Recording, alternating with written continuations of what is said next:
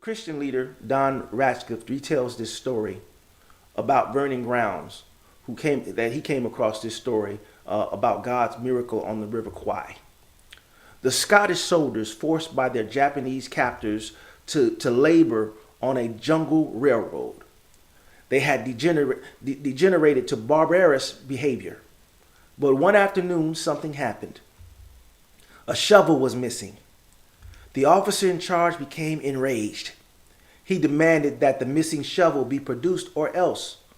When nobody in the squadron budged, the officer got his gun, threatened to kill them all right on the spot. It was obvious the officer meant what he said.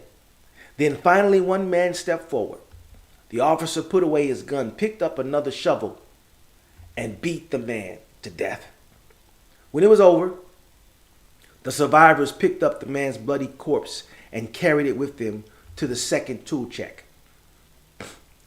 It was at this time that the officers did another count, and they found that no shovel was missing.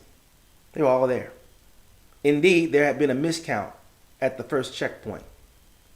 The word spread like wildfire through the whole camp that an innocent man had stepped forward, willing to die to save the others.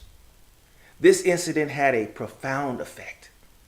It didn't have the outcome that they intended. The men began to treat each other more like brothers. They became more unified and willing to stand up for one another. They had a resolve to serve and not fight each other. And when the so-called victorious allies swept in to save them from their captivity, the survivors were now looking more like human skeletons, beaten and malnourished. They were lined up in front of their captors and their abusers. But they united with the resolve to never be afraid to die, because they knew from their brother that death could never kill their hope or freedom and love. So when they lined them up in front of their abusers, they had forgiveness in them from what they learned, and pity because they knew that after this life, the fate of those abusers would be much worse than the man that died for them. Their learning was sacrificial love has a transforming power. Jesus' life and death had that transforming power. And that's why Emmett Till's mother, Mamie Till, had the strength to put her son, Emmett, on display through her pain and her grief. She learned it from a God who was able to allow his son to be put on display also. And now we know that the world will never be the same until Jesus returns. So we deal with all the injustices, but we know that our God will allow or will stop all that happens to his people.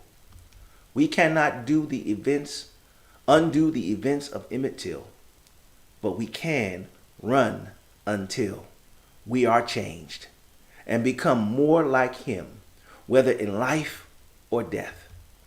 In 1972, Donny Hathaway and Roberta Flack sit down at a piano together, and they pen these words. For all we know, we may never meet again. Before you go, make this moment sweet again. We won't say goodnight until the last minute. I'll hold out my hand and my heart will be in it. For all we know, this may only be a dream. We come and we go like the ripples of a stream. So love me tonight. Tomorrow is made for some. Tomorrow may never come. For all we know. Family, we've got to love until. Love until we can't. Live like it's every day like it's our last. Enjoy one another. We've got to stand up for one another. The sacrifice was already made. Jesus did it. And we know that the abuse he took and what he did for us on the cross gives us the liberty, the freedom that can never be taken from us, no matter who it is that sits in an office or sits over a jail or sits over a prison or sits in a place of employment. No one can take anything away from us. We are free. And so, we cannot undo in the events of Emmett Till, but we can keep running until.